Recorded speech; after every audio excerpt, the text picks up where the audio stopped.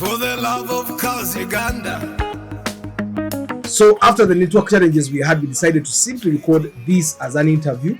Henry atubulire lwaki tumwe Morocco lwairo Henry je baliko. Soko obuze ku bantu wangamye babuzaako n'oluyimba. Era. Lubawe. Business y'omukwano sirijikola ndaira. Ngamba business y'amapenzi nze sirijikola ndaira. Kuba tusubula maziga gokka pozi n'okulumwa. Ngamba business y'amapenzi nze sirijikola ndaira. Gweyagala abaliga nga toli gwayagala yetamwagala batuuka n'okwetta ng'ejjudde obutemu. Kasifaya ira mebo hasidirwa mukwano mumvira ku musajja kasule yatema mpita embazi tyasoba kugwayagala. Amanya bampita Itron Music Mayanja Henry oba. Nsanyise okulaba Henry. Nango kusanga myami asa. Taleti otuuse Eseba. Ngeva ku road test nze mwenyewe ngi road test zo lwaleero. Njirako bade yakwe kubya kifananyi basibye. Ekifananyi ogenda kwekubya. Ogenda osobola ogenda n'ogituulamukko.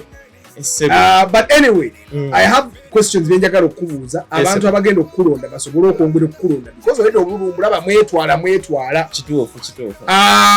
Kasooke mbuuza ekibuuzo ekisooka. Starlet eyo senga otuuka n'ogiwangula kifo ki kyogenda okusooka okugivugamu? Wajja gy'olaba nti bwe ngifuna nti esooka kugenda wali.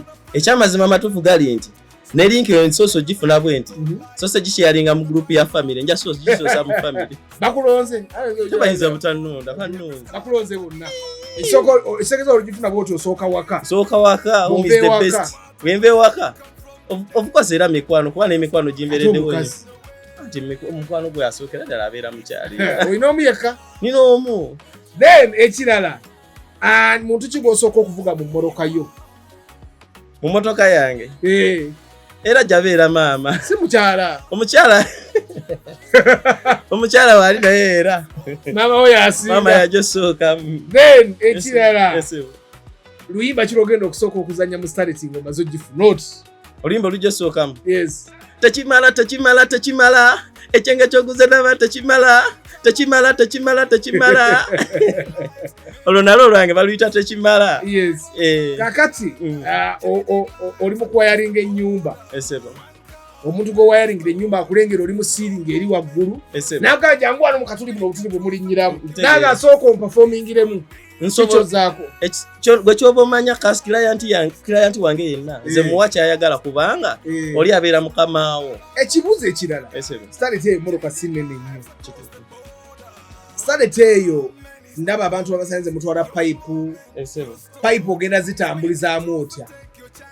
Ekisooka kya byonna pipe ezo ebiseera ebisinga zibendinga zigonda zetukozesa naddala ezitali za kalina kati pipe ezo osobola ziwetamu okwo n'omenya omutto n'oziteeka mu bino ebirala balubu soketi simanyamu emuke ebyo bonna obupakinga mu byonna bigenda main switch. Nsaba ogamba abantu olunaku olwaleero bakulonde. I want you to appeal especially abantu abatakumanyi benjagala oyite nti gwatamanyi n'abadde agenda olonda kompitita mugambe oyo tomulonda londa nze bayite bakowoole.